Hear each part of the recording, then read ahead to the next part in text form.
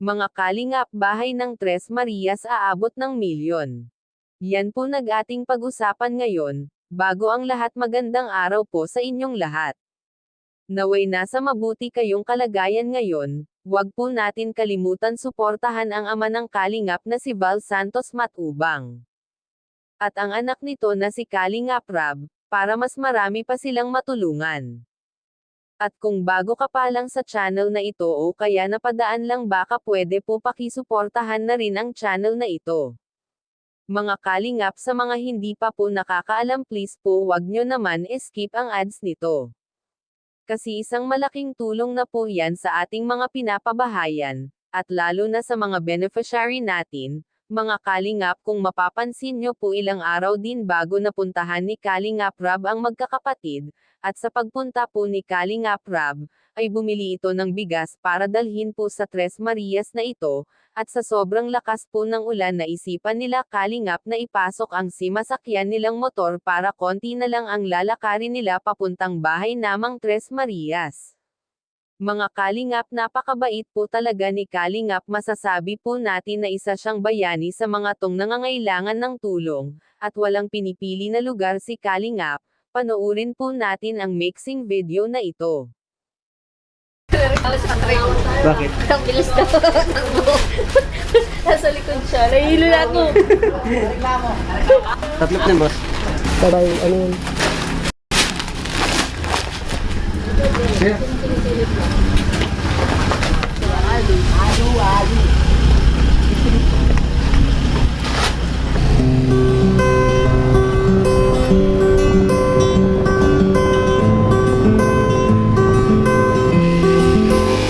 Boys don't cry under the influence. You and I did not make a sense. Tell me why you put it on a fence. Boys don't cry, boys don't cry. Endless game, when's it gonna end? We became what we should condemn. You and I, we were more than friends. Boys don't cry, boys don't cry.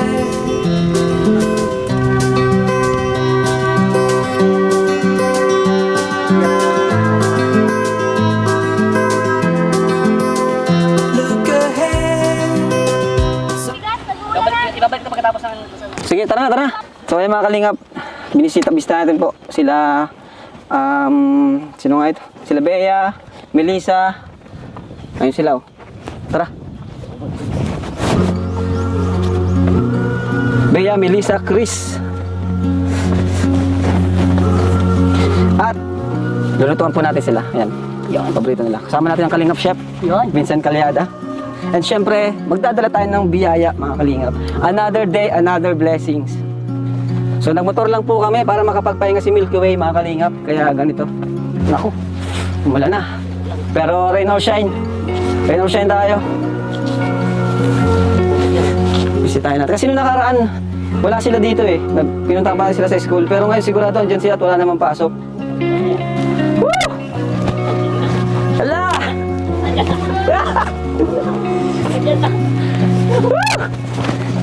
Ulan! Diyan na ulan! Andiyan na. Ah! Andiyan na. Grabe!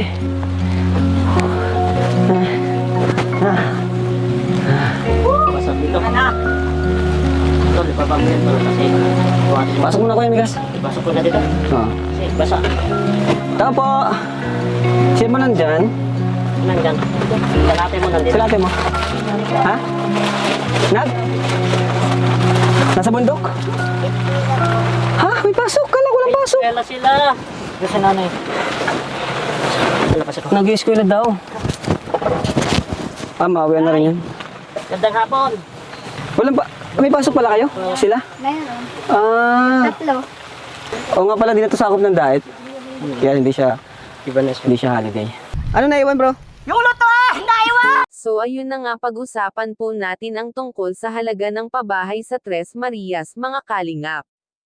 Estimated po nila Supermac mga milyon po ang aabutin sa pabahay sa kanila kasi po, Balak pala ni Kalingap Rob na tag-iisa silang kwarto na mga babae, so bali parang 4 ata na kwarto lahat, para hindi na sila siksikan sa bahay, at syempre po plus mga gamit pa po nila, talagang may kamahalan po talaga ang pabahay sa Tres Marias. Sana na lang po may tumulong kay Kalingap Rob sa pagpapagawa ng bahay nila, kagaya po sa bahay nila Carla, VNC, at Dara na maraming sponsor ang tumulong sa kanila.